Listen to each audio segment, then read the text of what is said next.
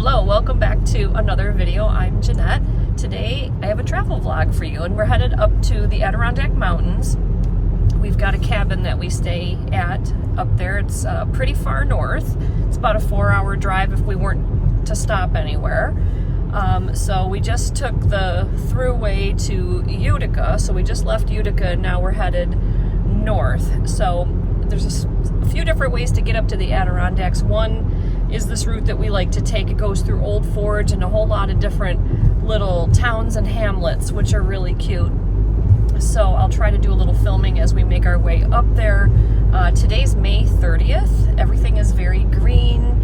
It's a little overcast and we still have some relatively cool weather here. It's only going to be a high of around 60 and then a couple days in the 50s, and at night it will be in the 40s. So it's still going to be kind of chilly. But we, like I said, we just passed through Utica, and oh, there's a sign for Poland. Not that Poland. So we just drove through Utica, and that reminded me, Utica, at least when I was younger, had a very thriving Italian population. I don't know if they still do, but I remember when I was younger, there were a lot of great restaurants that I had heard about, Italian restaurants in Utica. And two of the classic Italian dishes there in Utica were chicken riggies and Utica greens. So that reminds me, I think I want to do a video on how to make these more plant-based if I can. Chicken riggies, it's slightly spicy, isn't it? I think it is. It's a little bit spicy. It's like a rigatoni, with chicken and like a vodka pasta sauce.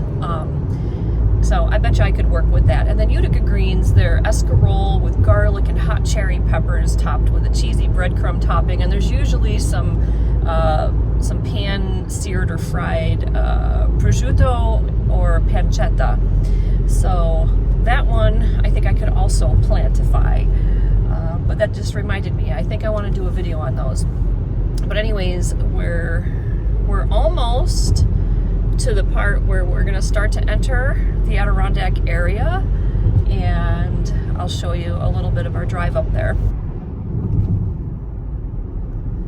You got it? Oh, I did. I always liked that place. Yeah. As a kid, we used to come up here all the time, and I always remember the building with the quote plane sticking out of it.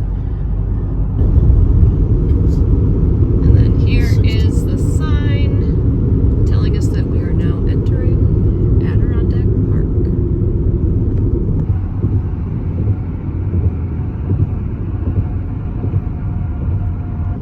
All right, we have made it to the little village or hamlet. I'm not sure what it is, but it's Thendera. And what we're going to see here on the right-hand side is the Adirondack Railroad, which is what I've taken before to do some leaf peeping. The Adirondack Scenic Railroad. And when it leaves the station, it goes over this bridge right here. And then you take the leaf peeping tour. But one of the first places I like to stop here in Thendera is the Moose River Trading Company, because they have just the cutest stuff. And I always find something here every time we come here. This is such a cute store. Oops, you can see a reflection in the... Like, look at all the cute little stuff they have here. And this is... We haven't even made it inside the store yet. Oh my god. Red plaid? Yes, please. But they have all the stuff on sale out here. Haven't even made it inside yet.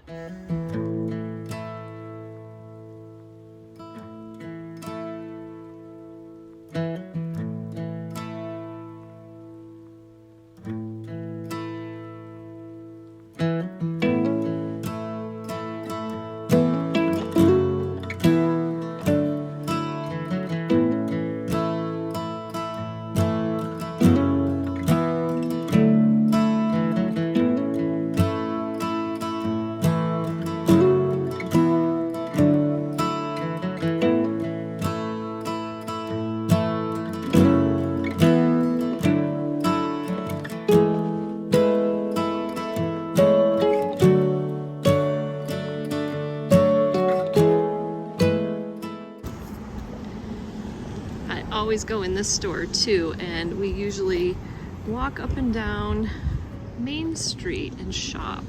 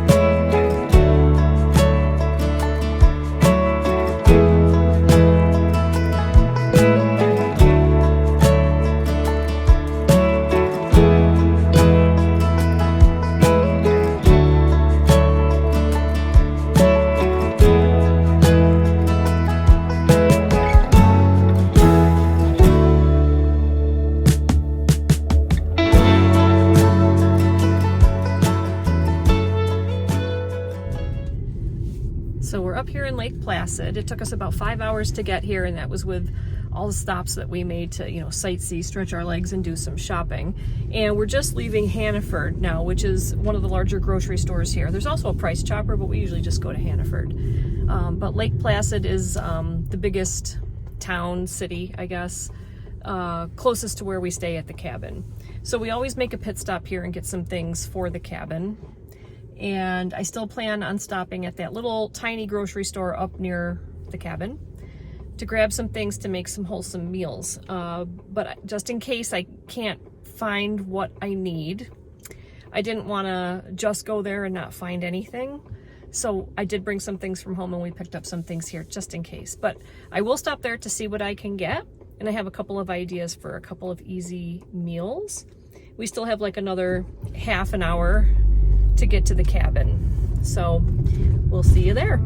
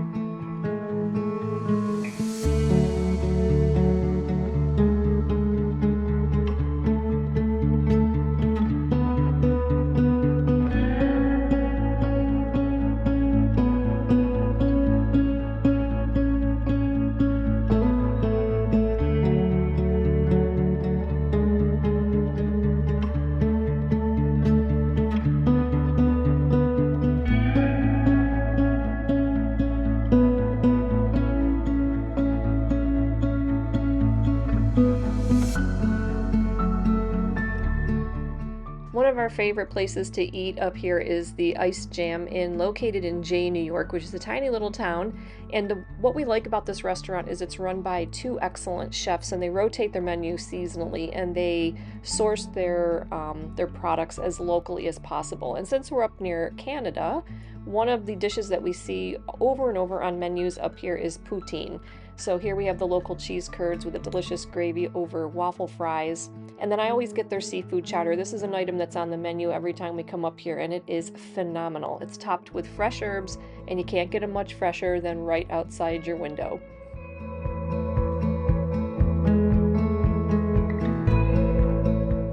For my main course, I got the banh mi made with tempeh, and it had a delicious dressing on it with cilantro, pickled cucumbers, radishes, and carrots. It was really phenomenal. And I have to show you what Jim got. He got the Monte Cristo sandwich, which I'm not gonna lie, I did try a bite of it. It was very good. It was French toast brioche bun with ham, cheese, chicken. It just worked. It was phenomenal. And then for dessert, we had bread pudding over Nutella with ice cream and caramel sauce and fresh berries.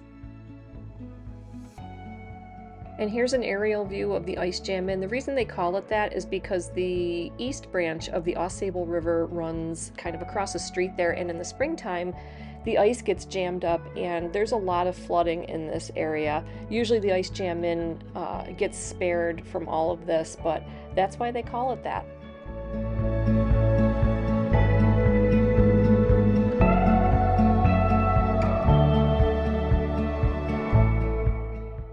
Another one of our favorites is Adirondack Mountain Cafe for breakfast, which is also in Jay, New York. And right on the property, there used to be a place called the Land of Make-Believe, which had all these buildings. It was like a little village, but it was built for kids. Everything was miniature sized.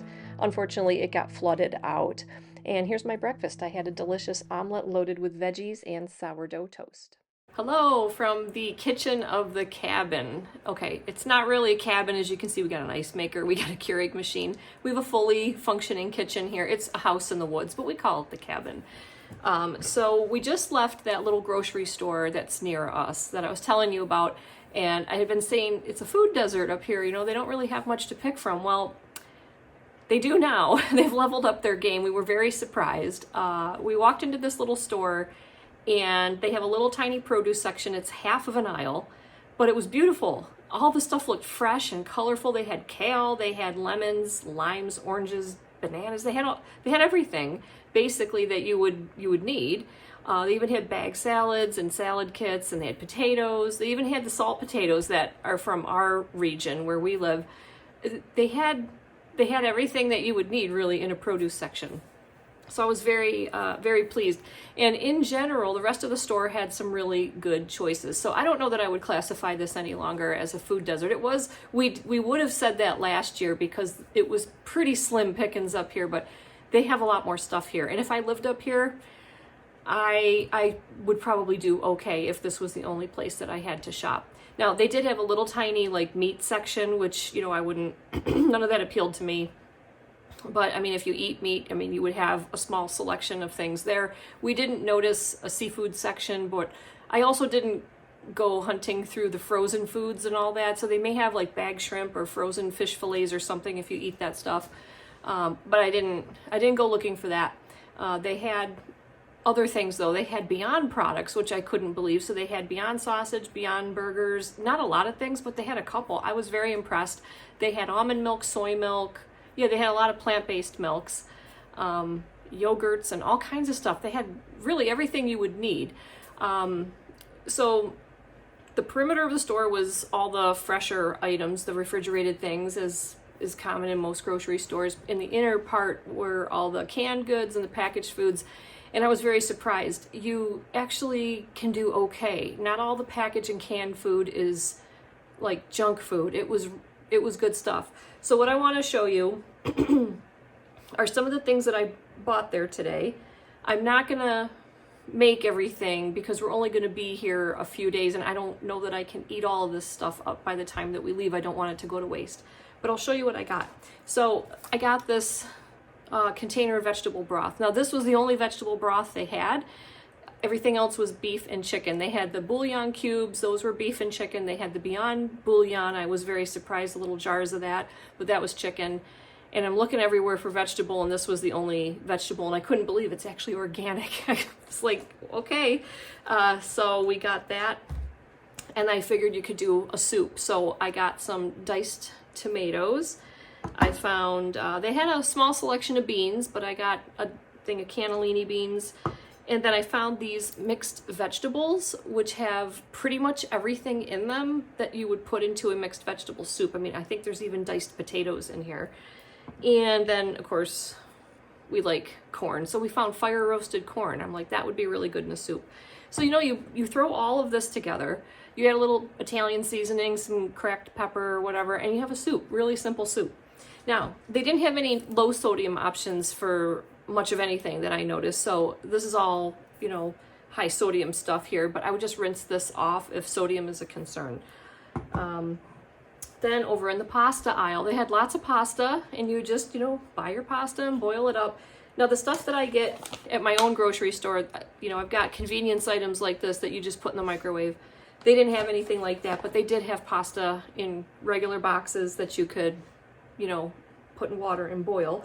And of course they had a lot of different pasta sauces. So just get some pasta sauce, boil your pasta, and then they had canned mushrooms. I'm sure they had fresh mushrooms. I just didn't happen to notice, but you could put mushrooms in there. You could do some fresh broccoli. You could chop up some spinach or kale and throw that in. So you could do a meal that way, or you could boil your pasta.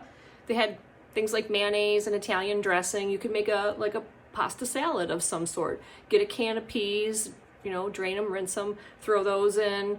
And if you do like tinned or packaged fish, like tuna fish or salmon, they had those. Or if you do chicken, they had chicken packets and cans of, the chicken.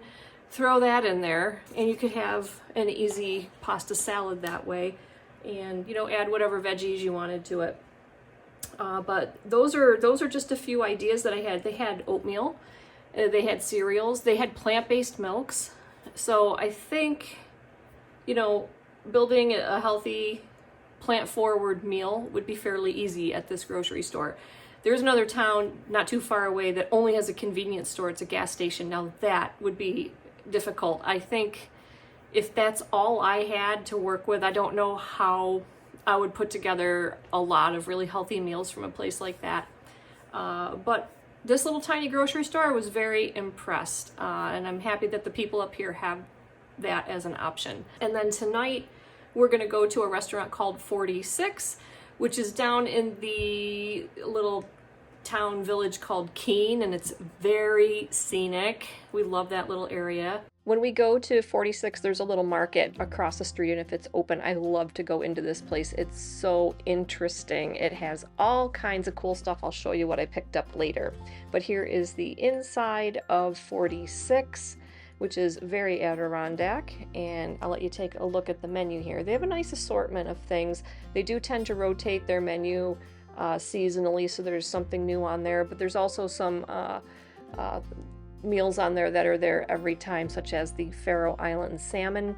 Tonight they had a special. It was an onion and garlic dip with their homemade potato chips, and I did get the Faroe Island salmon over polenta with asparagus, and it was divine.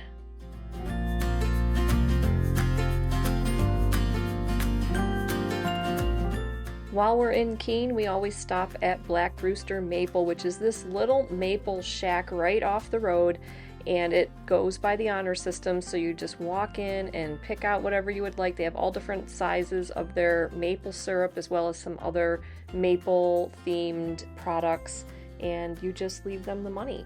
Here's what I picked up at the Cedar Run Market. I got their maple walnut homemade granola. I got some real Swedish fish from Malmö, Sweden, which I can't wait to try. And they bake all of their breads and other baked goods themselves. And so I picked up a slice of lemon bread, and I had that, and it was delicious. And I also got this little organic tinted lip balm.